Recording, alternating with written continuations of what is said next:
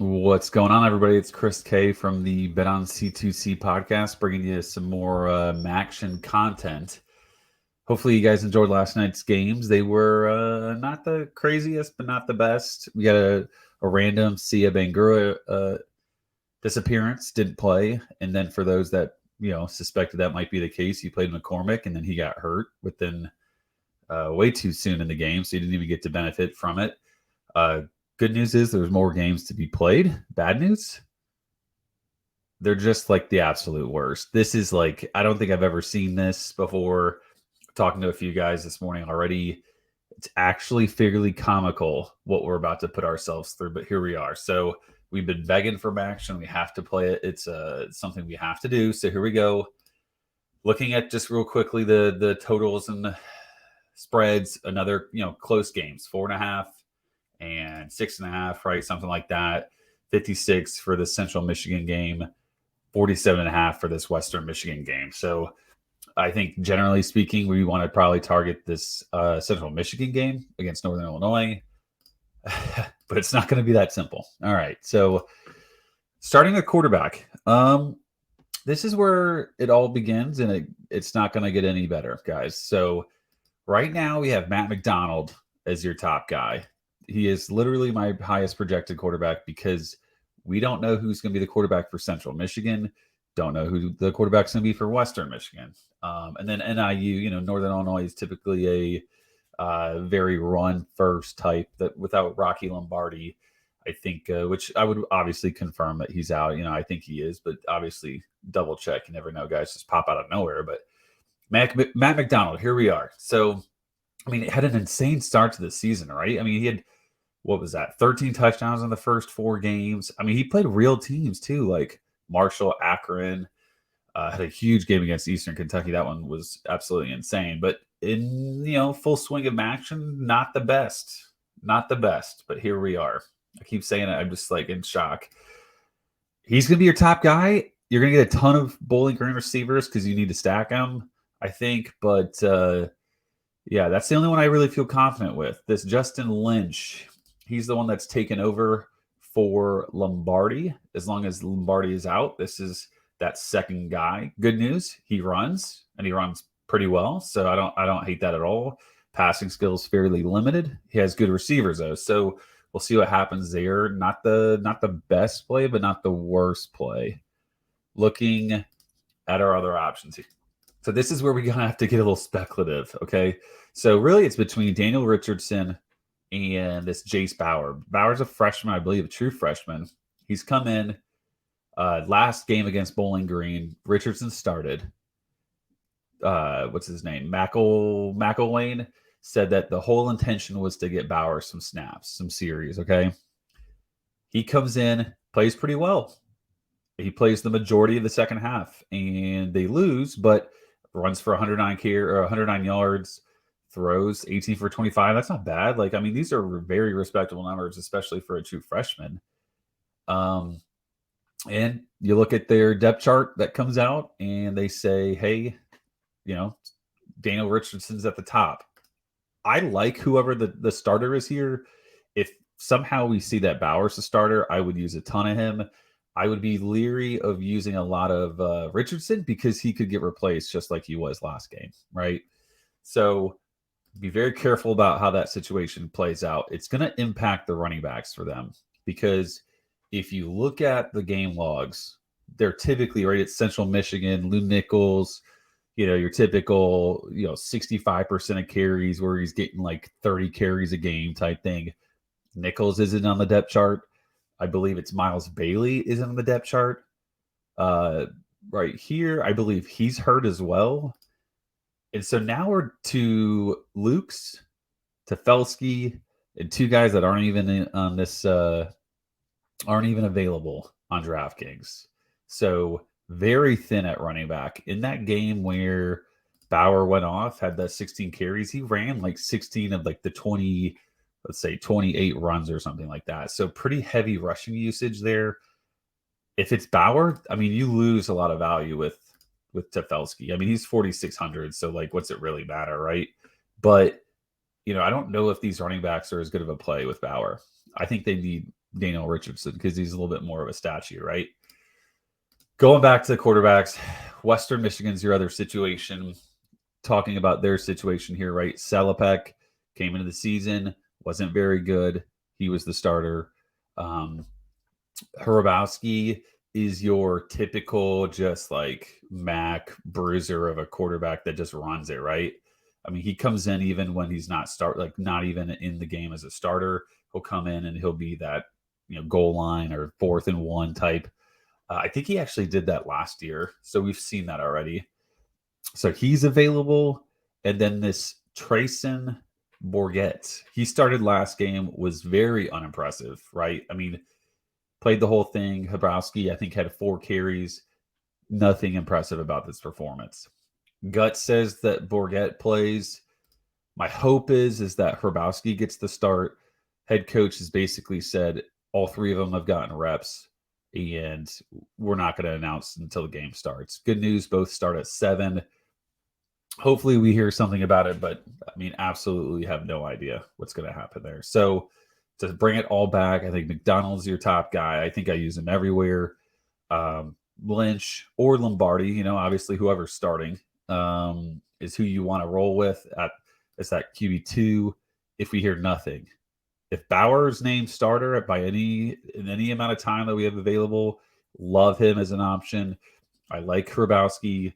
So just some thoughts there. Looking at running back, I think we have some very surefire plays, right? Ladarius Jefferson is suspended. So Sean Tyler has seen a ton of usage recently. Usually they do the old, 38, 40% of carries each. Tyler's been more 45 to 55%. So surefire play, in my opinion. Whaley has been great. Another situation where it's 1A, 1B. Beginning of the year, they were doing this whole thing where Whaley would get 14 carries and lead the pack, and then Ontario Brown would lead the next game. It made no sense. The last couple games, they've almost been very, very consistent with the fact it's like 17 carries versus 18 carries leading on Whaley. Okay, so I love him as an option. And then Ontario Brown, love him as an option as well. We see this consistent usage here. Both of them are really good. Wouldn't have an issue rostering both on the same lineup. I mean, four teams at all, and Pickens are slim. No issue with that.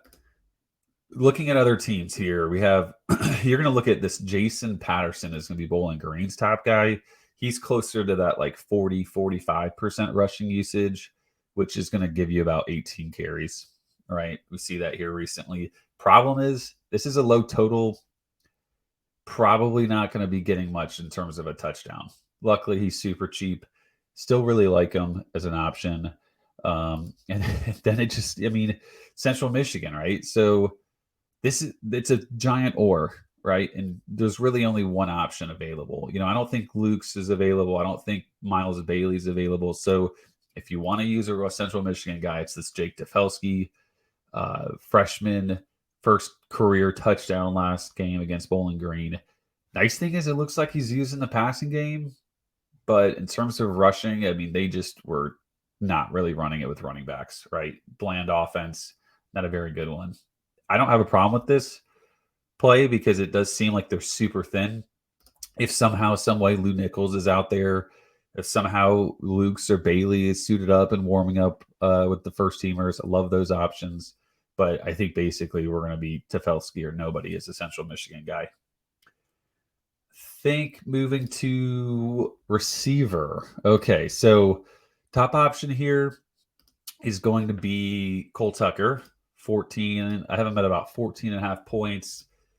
Just a super consistent, he reminds me of maybe a Hassan Beydoun where he just gets a bunch of catches for 10 yards a catch, basically. Not a ton of touchdowns in this passing game.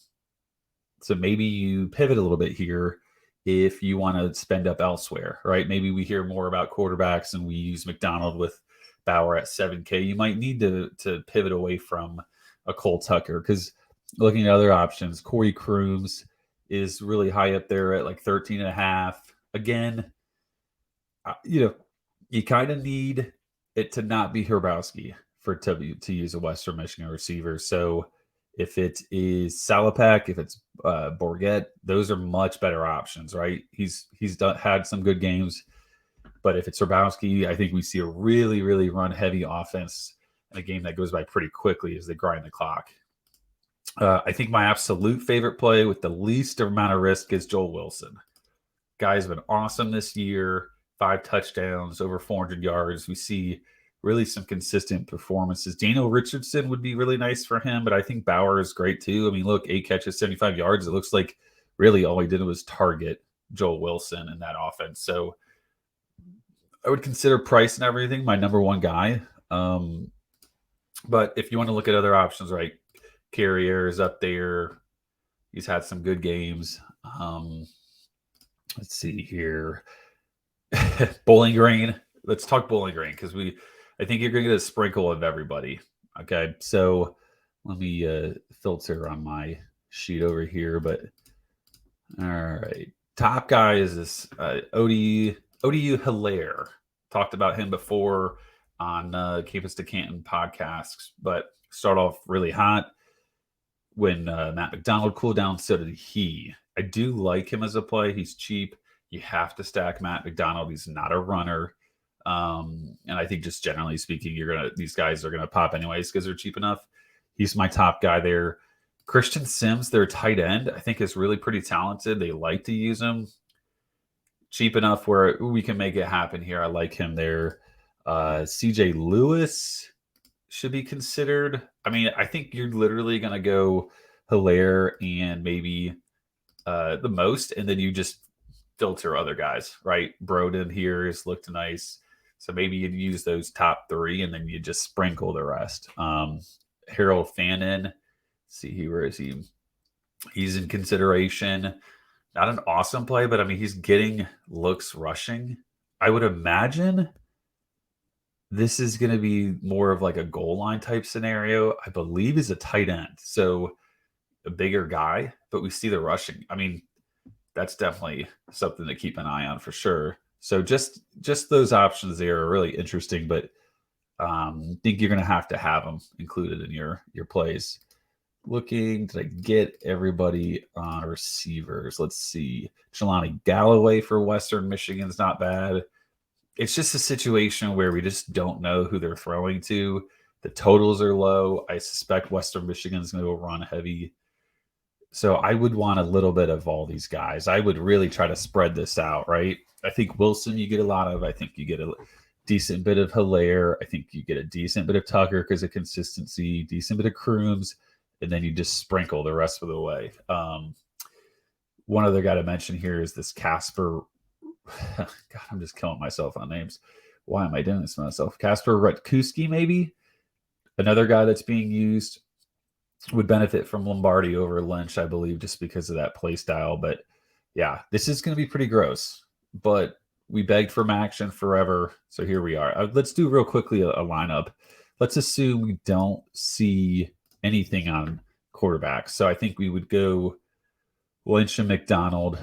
Lombardi is 200 more, so we could just swap if that happens. But I would go 3 running backs just straight off the bat. I want these 3.